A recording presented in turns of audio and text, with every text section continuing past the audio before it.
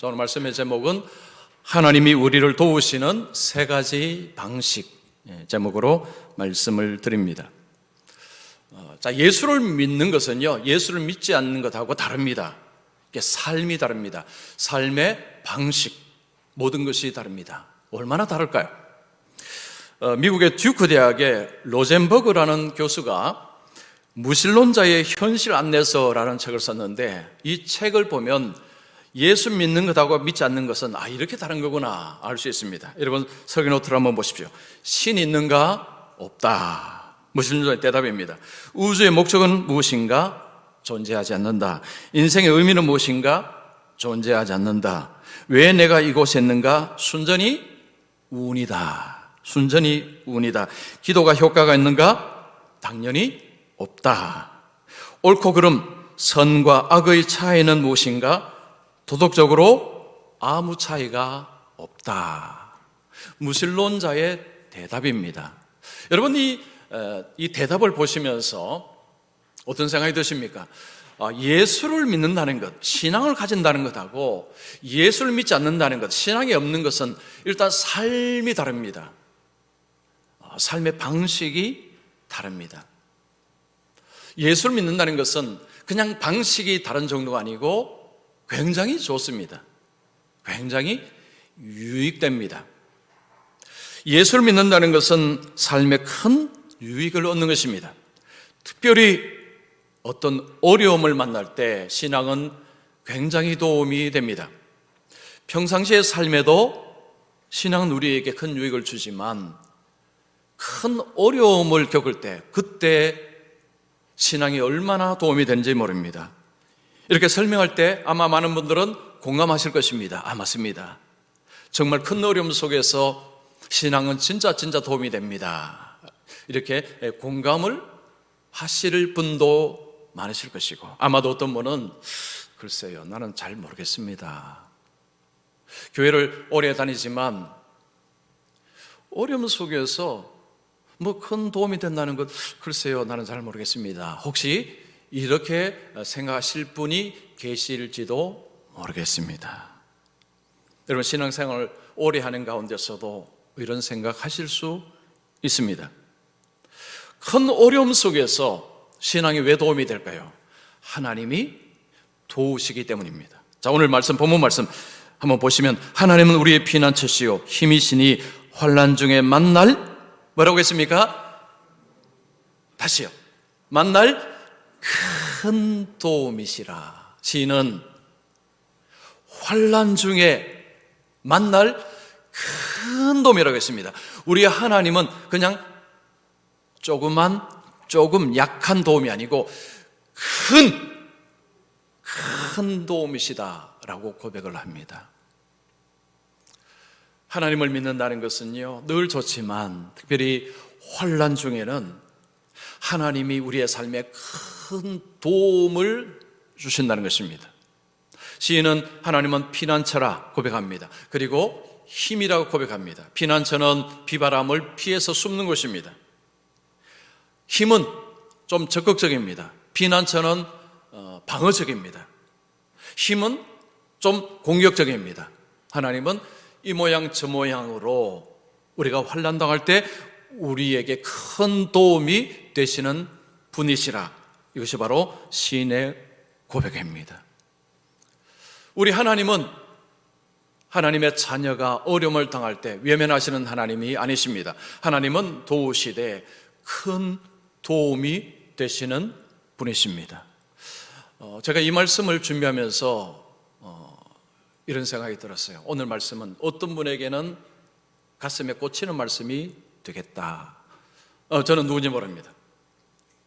제가 가끔 설교할 때 이런 생각할 때가 있어요. 오늘의 말씀은 어떤 분에게는 정말 가슴에 꽂히는 말씀이 될 수도 있겠다. 저는 그분은 누군지 모릅니다. 아마도 오늘 이 말씀은 어떤 분에게는 굉장히 도움이 될 것입니다. 모든 분들에게 도움이 되지만 어떤 분에게는 특별히 도움이 될 수도 있습니다. 여러분 말씀을 잘 들어보시면 그분이 여러분이 될 수 있습니다. 오늘 제가 세 가지를 말씀드렸는데, 여러분 이 세 가지는요, 여러분 평생의 가슴에 간직하십시오. 왜냐하면 많은 분들이 환난 속에서 넘어집니다. 환난 속에서 시험을 당합니다. 환난 속에서 하나님을 떠나기도 합니다. 왜냐하면 이 세 가지를 몰라서 그렇습니다. 이 중에 보통 한 가지는 알고 있는데 한 가지만 알고 있으면 어려움 속에서 실망하고 낙심하고 시험에 빠질 수 있습니다. 그래서 오늘 세 가지는 여러분 가슴에 꼭 새기고 사십시오. 그래서 환난 때에 이 세 가지를 염두에 두시고 하나님을 찾으셔야 됩니다. 자, 먼저 첫 번째입니다. 하나님은 기적을 행하심으로 우리를 도우십니다. 하나님께서 하나님의 백성들을 도우실 때 기적을 행하심으로 도우십니다. 성경에 나타나는 하나님은 전능의 하나님이십니다. 하나님은 모든 것을 창조하신 하나님이십니다. 우주의 창조자이십니다. 무에서 유를 만드셨습니다. 그래서 성경은 하나님을 전능의 하나님이라고 부릅니다. 하나님은 모든 것을 하실 수가 있습니다. 하나님은 원하시면 모든 것을 하실 수가 있습니다. 우리는 그 하나님을 믿습니다. 그래서 우리가 어떤 어려움 속에서 하나님의 그 전능의 능력으로 기적을 행하여 주시기를 기대하는 것은 너무너무 자연스러운 것입니다. 어떻게 보면 당연합니다. 그리고 하나님의 백성들이 가장 선호하는 방식이 이 첫 번째 방식입니다. 우리가 어려움 속에 있을 때 하나님의 그 전능의 힘으로 기적을 베푸심으로 이 환난 속에서 나를 건져 주시옵소서. 그 건져 주시기를 바라는 마음을 가지고 있습니다. 우리 모두는 이런 마음을 가지고 살아갑니다. 우리가 성경에 보면 하나님께서 기적을 통해서 하나님의 백성들을 환난에서 건져내는 것을 어렵지 않게 볼 수 있습니다. 마태복음 9장에 보면 예수님이 길을 가시는데 맹인 두 사람을 만납니다. 앞을 보지 못하는 두 사람이 예수님이 가신다는 소식을 들었습니다. 앞을 보지 못하는 사람에게 가장 큰 소원이 무엇일까요? 보는 것입니다. 보지 못하고 사는 삶에 엄청난 괴로움과 아픔이 있습니다. 주님을 찾습니다. 다윗의 자손이여 우리를 불쌍히 여기소서. 다윗의 자손이여 우리를 불쌍히 여겨 주시옵소서. 예수님이 반응하십니다. 내가 능히 이 일을 할 줄 믿느냐? 그때 두 사람이 예, 우리는 믿습니다 라고 대답을 했습니다. 예수님이 두 사람의 눈에 손을 대시고 믿는 대로 될지어다, 믿음대로 될지어다 하셨습니다. 그때 그들의 눈이 열렸습니다. 보게 되었습니다. 평생의 그의 삶의 문제거리, 아픔, 고통, 그 문제거리가 해결되었습니다. 예수님이 어떻게 해결하셨습니까? 예수님의 전능하신 능력으로 기적을 통해서 단번에 한 번에 해결하셨습니다. 이런 식으로 하나님께서 기적을 통해서 하나님의 백성들을 환난에서 건지는 것을 우리는 성경에서 자주 볼 수 있습니다. 예수님이 일하실 때 예수님은 기적을 행하셨습니다. 예수님이 기적을 행하셨을 때 예수님은 자신의 능력을 드러내기 위해서, 자랑하기 위해서 기적을 행하시지 아니하셨습니다. 예수님이 기적을 행하시는 현장에 보면 사람들의 고통, 아픔, 눈물이 있습니다. 주님은 그들의 고통과 아픔을 해결해 주시는 가운데서 기적을 행하셨습니다. 우리가 성경에 예수님이 행하시는 수많은 기적을 보는데 이것만이 아니라고 말씀합니다. 성경에 기록된 기적보다 훨씬 더 많은 기적을 예수님이 행하셨습니다. 여러분 요한복음 20장 30절 보시면 예수께서 제자들 앞에서 이 책에 기록되지 아니한 다른 표적도 많이 행하셨으나, 이 책 성경입니다. 이 성경에 기록되지 아니한 표적이라는 것은 의미를 가지고 있는 기적입니다. 기적을 예수님은 많이 행하셨다는 것입니다. 예수님께서 이런 기적을 많이 행하셨다는 것은 예수를 믿는 사람들의 입장에서는 어떤 어려움이 발생할 때에 이 기적을 기대하는 것은 너무나 자연스러운 것입니다. 예수님이 기적을 한 서너 번만 행하셨다면 예수님께 기적을 기대하는 것은 말이 안 되는 소리입니다. 그러나 예수님은 수도 없이 많이 기적을 통해서 고통 속에 있는 백성들을 건져내신 일들을 성경에서 볼 수 있기 때문에 우리가 어떤 환난 속에서 예수님께 기도하며 예수님의 그 능력으로 기적을 통해서 이 환난에서 벗어나게 해 주기를 기대하는 마음은 어떻게 보면 당연한 것이고 자연스러운 것입니다. 그런데 문제가 있습니다. 만약에 어려움 속에서 주님께 간절히 기도하는데 주님께서 이 기적을 행하시지 아니할 때 어떻게 될까요? 실망합니다. 심지어 낙심합니다. 그리고 원망합니다. 더 나아가서 하나님을 떠나기도 합니다. 빌리그레암 목사님은 엄청난 사람들에게 복음을 전한 분입니다. 초창기에 빌리그레암 목사님과 같이 사역을 한 사람이 있습니다. 이름이 템플턴입니다. 이분이 빌리그레암과 함께 열심히 전도하는 사람인데 어느 날 하나님을 떠나버렸습니다. 왜 떠났는가 하면 한 장의 사진을 보고 나서 생각을 바꾼 것입니다. 그 사진은 아프리카의 기근에 죽어가는 한 아이의 사진이었습니다. 그는 그 사진을 보면서 말합니다. 하나님이 전능한 하나님이라면 하나님은 이 아이를 먹이실 수 있다. 그런데 그 많은 아이들이 먹지 못하고 죽는 것을 보니 하나님은 전능한 하나님이 아니다. 하나님 못 믿겠다고 떠나버렸습니다. 이 정도까지는 아닐지라도 많은 분들이 환난 속에서 우리 주님을 찾아서 간절히 기도하는 가운데서 아무 일도 일어나지 아니할 때에 낙심하고 실망하고 시험에 드는 이런 모습이 있습니다. 혹시 오늘 예배드리는 우리 성도님들 가운데 이전에 어떤 어려움 속에서 하나님을 간절히 찾았는데 아무 일도 일어나지 않는 가운데서 실망하고 낙심해 보신 적이 없으십니까? 아니면 지금 현재 여러분이 어떤 어려움을 겪고 계시는데 어려움 속에서 하나님을 간절히 찾으시는데 아무 일도 일어나지 않는 가운데서 혹시 마음에 실망, 혹시 낙심 이런 것들이 찾아오지 않았습니까?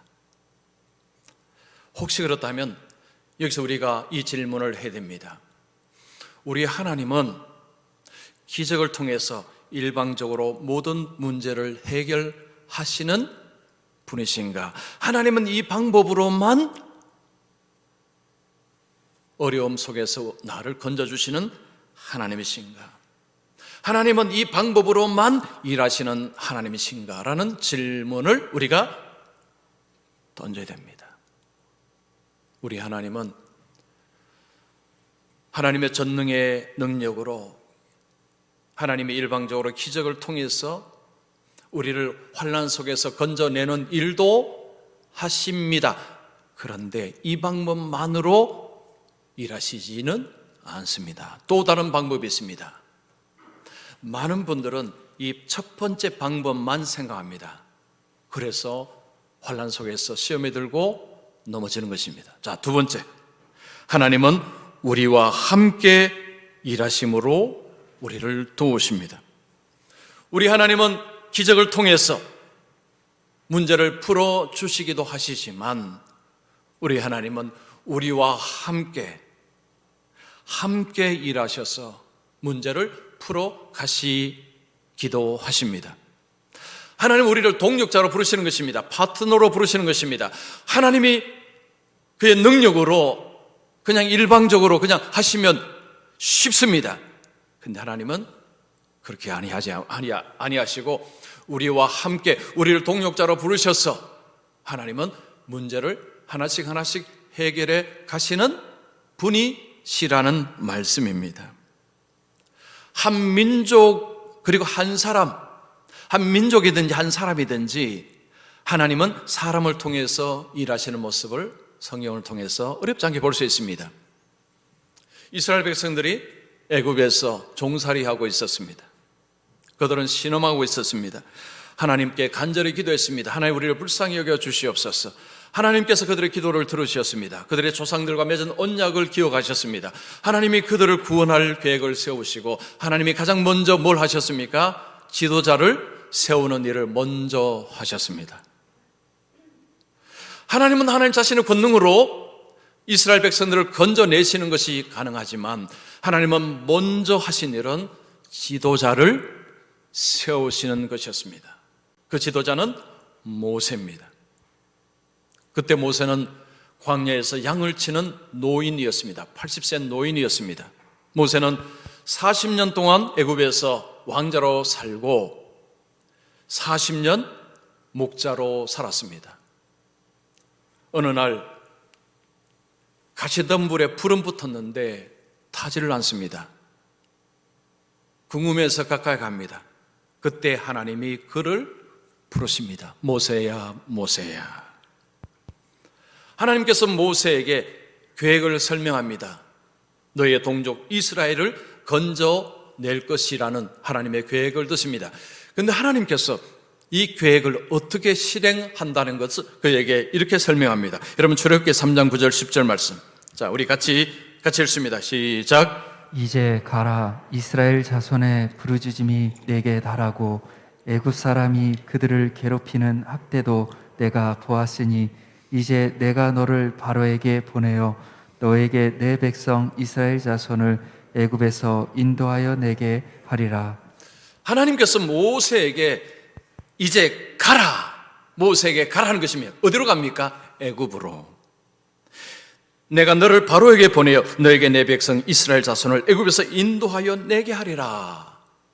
하나님께서 모세를 부르시고 가라, 가라.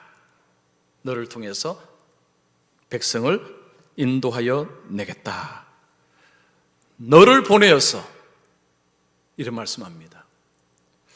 모세가 이 하나님의 이 말씀에 어떻게 반응합니까? 이런 식으로 반응합니다. 하나님, 내 동족을 구원하신다는 그 계획은 참 반가운 계획입니다. 저도 참 굉장히 마음이 기쁩니다. 근데 하나님, 좀 이해가 안 됩니다. 나를 보내어서 거기 가서 이스라엘 백성들을 건져내는 것, 이건 좀 아닌 것 같습니다. 하나님, 저는 그들을 잘 알고 있습니다. 애굽의 권력자들과 함께 공부도 했고 함께 일도 해봤습니다. 저는 그들을 잘 알고 있습니다. 그들은 결코 보내주지 아니할 것입니다. 저는 그들을 너무너무 잘 알고 있습니다. 제가 가서 건져낸다고요? 이거 안 됩니다. 그때 하나님이 뭐라고 했습니까? 내가 반드시 너와 함께 있으리라. 모세는 누구보다도 자기 동족이 해방되는 것을 원했습니다. 그는 젊었을 때 자기 힘으로 그 일을 할 생각도 있었습니다. 근데 실패했습니다. 목자로 그냥 양을 치는 그런 삶을 40년간 살았는데 어느 날 느닷없이 하나님이 그를 불러서 이 일을 하시겠다고 하신 것입니다. 결국 모세는 하나님의 부르심 가운데서 순종하고 갑니다. 이스라엘 백성들을 애굽에서 건져내는 일을 합니다. 하나님은 모세와 함께, 모세를 통해서 하나님은 이 일을 하셨습니다. 우리가 어려움 속에 있을 때 하나님께서 하나님의 전능의 손으로 하나님이 기적을 통해서 어려움 속에서 건져내 주시기를 많이 기대하지만 그런 일이 일어나지 아니할 수 있습니다. 그때 우리가 생각해야 될 것은 옳거니 하나님이 나와 함께 이 일을 하고자 하시는구나 라고 전략 수정을 하셔야 됩니다. 하나님이 함께 이 문제를 풀어가고자 원하시는구나. 하나님께서 기적을 통해 행하실 때는 우리가 할 것이 하나도 없습니다. 그냥 기다리기만 합니다. 그냥 가만히 있으면 됩니다. 하나님이 다 알아서 하십니다. 그런데 하나님이 나와 함께 나를 통해서 이 일을 하시기를 원하신다면 가만히 있으면 안 됩니다. 움직이셔야 됩니다. 행하셔야 됩니다. 행동하셔야 됩니다. 어려움 속에 있을 때 우리가 기도합니다. 기적이 일어나지 아니할 때에 둘 중에 하나를 선택하게 됩니다. 첫 번째는 하나님은 결국 아무것도 안 하시는구나, 하나님은 관심이 없구나, 결국 내 혼자 이 문제는 풀어야 되겠구나, 짐을 혼자 다 짊어지는 것입니다. 하나님은 여기에 관심도 없으시니까 결국 이 문제는 내가 풀어야 되겠다 하고 스스로가 짐을 지고 끙끙대고 문제를 풀려고 하는 일이 벌어집니다. 이게 첫 번째로 선택하는 것입니다. 두 번째는 하나님께서 나와 함께 이 문제를 풀어가기를 원하시는구나. 달려갑니다. 뜁니다. 뭔가를 합니다. 그러면서 하나님께 도움을 구합니다. 하나님 저를 도와주시옵소서. 하나님 저를 도와주셔야 됩니다. 하나님 지혜를 주시옵소서. 힘을 주시옵소서. 하나님을 의지하면서 달립니다. 하나님을 의지하면서 갑니다. 하나님을 의지하면서 계속 뭔가를 합니다. 주저앉아 있지 않습니다. 그냥 앉아서만 아이고 하나님이 아무것도 안 하시네 하고 그렇게 있지 않습니다. 계속해서 행동합니다. 혹시 요즘 왜 하나님은 아무것도 안 하시나 하고 실망해 계신다면 전략 수정하십시오. 하나님께서 나와 함께 이 문제를 풀어가기를 원하시는구나. 하나님은 우리를 로봇으로 만들지 않았습니다. 로봇은 그냥 프로그램대로 행할 뿐입니다. 하나님은 우리를 로봇으로 만들지 않았습니다. 우리는 생각하는 존재입니다. 우리는 많은 경험을 했습니다. 살면서 경험을 축적합니다. 많은 것을 배웁니다. 그런 것을 활용하는 것입니다. 아플 때 하나님의 기적을 통해서 단방에 낫기도 하지만 그렇지 않을 때는 좋은 의사를 찾아가는 것 필요합니다. 명의를 찾아가는 것 필요합니다. 예수 믿는 사람이 뭐 그렇게 명의를 찾나? 아니요. 찾아가셔야 됩니다. 우리의 경험과 지식과 이런 것들을 다 동원해야 됩니다. 그러면서 기도하는 것입니다. 하나님 명의를 만나게 하여 주시옵소서. 나는 어디 있는지 모릅니다. 이거 어떻게 해야 돼요? 하나님 가르쳐 주시옵소서. 하나님 도와주시옵소서. 고린도전서 3장에 보면 바울은 고린도 교회 성도들에게 우리는 하나님의 동력자들이요 라는 표현을 합니다. 너희들은 하나님의 동력자라는 거죠.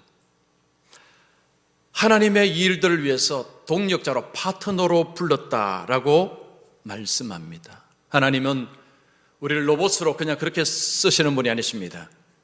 하나님은 우리를 동력자로 부르시고 우리의 생각과 우리의 지식을 하나님은 사용하십니다. 어려움을 만날 때 우리는 먼저 기도해야 됩니다. 어려움 만나면 기도하셔야 됩니다. 기도하실 때 기적을 기대하는 것은 잘못된 것이 아닙니다. 기대하는 것은 당연한 것입니다. 근데 그 기적이 일어나지 아니할 때 여러분 너무 실망하지 마십시오. 낙심하지 마십시오. 시험에 들지 마십시오. 하나님께서 함께 일하시기를 원하시는구나. 여러분의 경험과 여러분의 지식과 할 수 있는 것을 하십시오. 하나님께 도움을 구하시고 하나님의 지혜를 구하시고 하나님을 의지하심으로써 일을 하나씩 해 나가십시오. 이것이 두 번째 방법입니다. 그런데 하나가 더 있습니다. 이 두 가지만 알게 되면 문제가 생길 수 있습니다. 여러분, 이 세 번째가요 가장 중요합니다. 그런데 이 세 번째를 보통 잘 모르십니다. 두 번째도 잘 모르시면 세 번째는 더더욱 잘 모르십니다. 여러분, 세 번째를 꼭 기억하셔야 됩니다. 세 번째입니다. 하나님은 우리를 변화시키심으로 우리를 도우십니다. 우리가 어떤 환난 속에 있을 때, 어려움 속에 있을 때 환경은 그대로 있습니다. 환난은 전혀 변하지 않습니다. 문제는 조금 더 해결되지 않습니다. 오히려 문제가 더 깊어집니다. 그럴 때 사람들은 실망하고 시험에 듭니다. 문제가 해결되기는커녕 더 문제가 악화됩니다. 이럴 때에 기도도 안 하고 싶어집니다. 예배도 별로 의미가 없어집니다. 하나님을 섬긴다는 것이 무슨 의미가 있는가라는 생각들이 들어오기 시작합니다. 사탄이 틈타기 딱 좋을 때입니다. 이럴 때 여러분 이 세 번째가 있다는 걸 기억하십시오. 우리의 문제가 해결되지 않고 더 악화될 수도 있는 가운데서도 하나님은 일하십니다. 하나님은 도우십니다. 이게 도대체 무슨 말인가 여러분 이해가 안 되시죠? 여러분 사도 바울은 위대한 그리스도의 종입니다. 어느 사도보다도 더 열심으로 수고한 사람이 바울입니다. 그런데 바울에게도 삶의 고통거리가 하나 있습니다.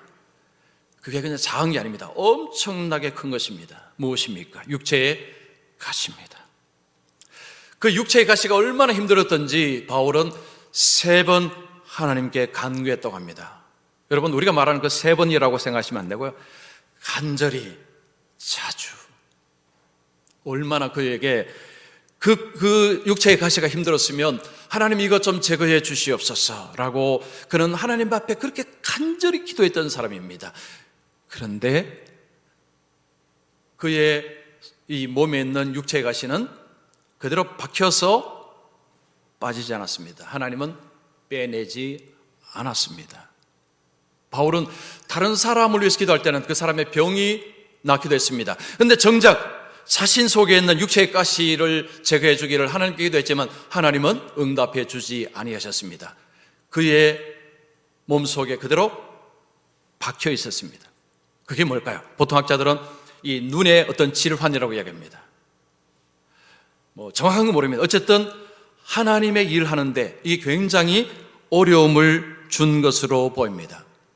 바울의 입장에서는 이 육체의 가시만 제거되면 더 힘있게 더 잘 할 수 있을 것이라고 생각을 했을 것입니다.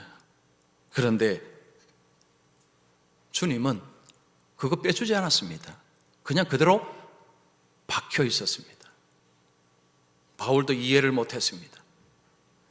어느 날 주님이 그에게 설명을 해주십니다. 고린도후서 12장 9절 말씀, 자 같이 읽습니다. 시작. 나에게 이르시기를 내 은혜가 내게 족하도다. 이는 내 능력이 약한 데서 온전하여 짐이라 하신지라. 그러므로 도리어 크게 기뻐함으로 나의 여러 약한 것들에 대하여 자랑하리니 이는 그리스도의 능력이 내게 머물게 하려 함이라. 주님께서 바울에게 뭔가를 설명을 해줍니다. 내용이 무엇입니까? 너의 약함이 있기에 그리스도의 능력이 드러나고 있다. 그리스도의 능력이 너 속에 머물고 있다라는 이야기를 하십니다. 바울은 지금 이 약함이 문제라고 생각했습니다. 주님 이게 문제입니다. 이게 지금 문제입니다. 이것 좀 문제를 제거해 주시옵소서 하는데 주님 아니야 그게 문제가 아니야. 그 약함을 통해서 그리스도의 능력이 머물고 능력이 드러나는 거야. 그래서 바울은 생각이 바뀌었습니다. 그 약함을 자랑하게 됐다고 했습니다. 나의 여러 약한 것들에 대하여 자랑하리니. 관점이 바뀌었습니다. 주님께서 그에게 말씀하시기 전에는 이 약함이 문제라고 생각했습니다. 그런데 주님께서 그에게 말씀하시는 것, 그 말씀을 듣고 나니까 이 약함이 문제가 아니고 이 약함이 도리어 자랑거리가 되어버렸습니다. 관점이 바뀌었습니다. 생각이 바뀌었습니다. 이런 일이 어떻게 일어났습니까? 주님께서 말씀을 하셨기 때문입니다. 우리는 약한 자가 되기보다는 강한 자가 되기를 원합니다. 그래서 기도할 때도 하나님 건강 주시옵소서. 우리 성도님도 기도 제목 받으면 건강 기도 제목 정말 많습니다. 건강 그리고 잘 되는 것, 우리의 자녀가 잘 되고 시험 치면 합격하고 직장 들어가고 결혼하고 잘 되는 것입니다. 다른 말로 하면 이게 강한 것입니다. 많은 분들이 시험에 떨어지고 몸에 질병이 들면 하나님의 영광을 가린다고 생각을 합니다. 그런 분들이 의외로 많습니다. 여러분, 그렇지 않습니다. 그렇지 않습니다. 만약에 하나님께서 우리의 기도를 다 응답해 주셨어요. 우리는 강철 같은 체를 가집니다. 코로나가 들어와도 그냥 다 도망가 버립니다. 마스크 벗어도 코로나 못 들어옵니다. 강철 같은 몸을 가지고 살아갑니다. 하는 일마다 잘합니다. 우리 자녀들은 시험 치면 100점, 100점, 100점, 1등, 1등, 1등, 원하는 다 들어갑니다. 직장 들어가면 승승장구합니다. 여러분, 만약에 그렇게 되면 어떤 일이 벌어질까요? 이 땅에 약한 자로 오신 그 하나님의 아들, 십자가의 고통을 통해서 죽으신 그 아들을 이해가 될까요? 그 주님의 말씀이 귀에 들어올까요? 안 들어옵니다. 안 들어옵니다. 그 주님이 언제 이해가 됩니까? 내가 약한 자가 되어야 이해가 됩니다. 내가 약한 자가 되어야 주님의 말씀이 귀에 들어온다는 이야기입니다. 1873년 스페포드라는 한 변호사, 예수 믿는 변호사가 있었습니다. 이분이 가족 여행을 계획을 했습니다. 그래서 프랑스로 가족 여행을 계획했습니다. 그때는 비행기가 없었기 때문에 배를 타고 가야 했습니다. 그는 자신의 업무가 좀 더 밀렸기 때문에 자신의 부인과 자녀 4명을 여객선을 태우고 먼저 프랑스로 보냈습니다. 그리고 본인은 뒤에 가기로 그렇게 했습니다. 부인과 그 4자녀가 탄 그 여객선이 이렇게 바다로 가다가 대서양 중간에서 철갑선과 부딪혀서 배가 침몰을 했습니다. 몇 사람이 구출이 되었는데 그 중에 한 사람이 이 변호사의 부인이었습니다. 근데 4명의 자녀는 중에 아무도 구원을 받지 못했습니다. 모두가 그냥 바다에서 삶을 마감을 했습니다. 이 부인이 그 프랑스에 가서 남편에게 전보를 보냈습니다. 그 비극적인 소식을 전했습니다. 남편은 이제 곧 자기도 이제 프랑스에 가서 자녀들과 부인과 함께 그렇게 좋은 시간을 생각했는데 그 자녀들이 다 죽었다는 비극을 들었습니다. 그는 배를 탔습니다. 그 슬픔에 있는 부인을 만나기 위해서 여객선을 타고 그 대서양으로 갑니다. 어느 지점에 가면서 어느 지점에 그 4명의 자녀들이 이제 그 물에 빠져서 배가 침몰된 어떤 그 지점 가까이 왔을 때 여기에서 이분이 시를 하나 지었습니다. 여러분, 찬송가 413장 한번 펴십시오. 찬송가 413장입니다. 다 한번 펴십시오. 찬송가 413장. 내 평생에 가는 길 순탄하며 늘 잔잔한 강 같던지 큰 풍파로 무섭고 어렵던지 나의 영혼은 늘 편하다. 내 영혼 평안해. 내 영혼 평안해. 여러분, 이해가 되십니까? 지금 내 자녀가 바다에 수상이 되었습니다. 그런데 그 자리에 가서 아버지가 내 영혼 평안해, 내 영혼 평안해 라고 이야기합니다. 이분 정신 나간 분 아닙니까, 이분? 어떻게 그런데 그 가운데서 영혼이 평안하다 할 수 있습니까? 그런데 2절, 3절, 4절을 봐야 됩니다. 저 마귀는 우리를 삼키려고 입 벌리고 달려와도 주 예수는 우리의 대장되니 끝내 싸워 이기리라. 내 지은 죄 중빛 같더라도 주 예수께 닿으려면 그 십자가 피로서 다 씻으자 흰눈보다 더 정하리라. 저 공중에 구름이 일어나며 큰 나팔에 울릴 때에 주 오셔서 세상을 심판해도 나의 영혼은 겁 없으리. 이게 이유입니다. 2절, 3절, 4절 말씀은 우리가 잘 아는 말씀입니다. 이게 낯선 말씀, 이상한 말씀이 아닙니다. 그런데 여러분, 이 진리가 평상시에는 잘 안 들린다는 것이 문제입니다. 이게 본질적인 것입니다. 가장 중요한 것인데 우리가 건강하고 잘 될 때는 이 말씀이 잘 안 들려요. 이 말씀의 가치가 우리 가슴으로 잘 안 들어옵니다. 이쪽으로 돌면 이쪽으로 나와버립니다. 그런데 고난 속에 있을 때 그때 하나님은 우리의 귀에다가 말씀하시는데 그때 들립니다. 자, 시편 119편 71절 말씀 우리 같이 읽습니다. 시작. 고난 당한 것이 내게 유익이라. 이로 말미암아 내가 주의 율례들을 배우게 되었나이다. 고난 당한 것이 유익이다. 어떻게 고난이 유익이 될 수 있습니까? 시인은 뭐라고 이야기합니까? 고난 속에서 하나님의 율례, 하나님의 말씀을 배우게 되었기 때문에. 고난이 아니면 하나님이 말씀하셔도 못 들었다는 거죠. 근데 고난, 환난, 아픔이 있은 가운데서 하나님의 말씀이 귀에 들어옵니다. 하나님의 말씀이 들려집니다. 하하, 관점이 바뀝니다. 세상을 보고 자신을 보고 주님을 보는 관점이 바뀝니다. 변화가 일어나는 것입니다.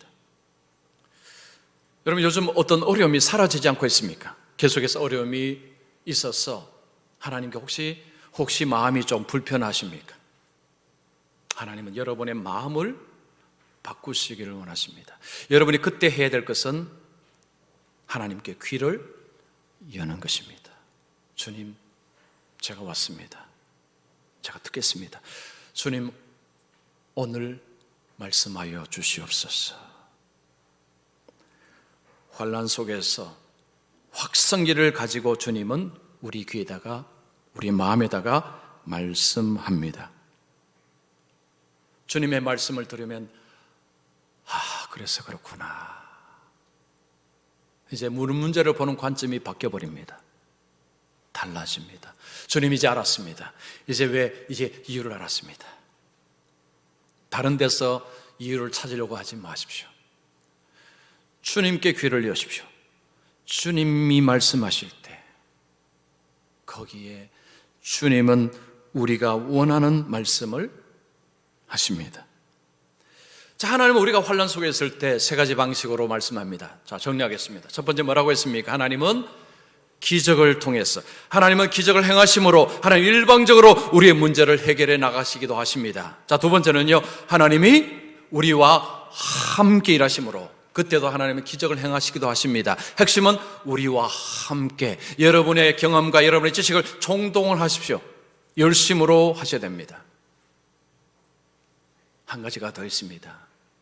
세 번째 방법이 가장 중요하겠습니다. 근데 가장 힘든 것이기도 합니다. 우리를 변화시킴으로. 오늘 말씀은 진짜 중요한 말씀입니다. 오늘 못 오신 분들은요, 물론 온라인 들으시겠지만 혹시 못 들으신 분들은 꼭 좀 들으시면 좋겠습니다. 평생에 이 세 가지를 가슴에 간직하고 사셨으면 좋겠습니다. 어려움이 왔을 때 이 세 가지를 통해서 어려움을 보셔야지 실망하고 낙심하고 좌절하고 넘어지지 않습니다. 하나님은 환난 속에서 도우시는 큰 도움이시다는 이 확신을 가지고 주님께 계속해서 기도하고 주님을 의지할 수 있습니다. 그래서 오늘 우리 예배들, 우리 성도님들은요, 어려움이 이제 계속 올 것입니다. 이 세 가지를 꼭 염두에 두시고, 그래서 환난 속에서 여러분을 도우시는 큰 도움 되시는 그 하나님 꼭 붙잡고 자빠지지 마시고 승리하시기를 축원합니다.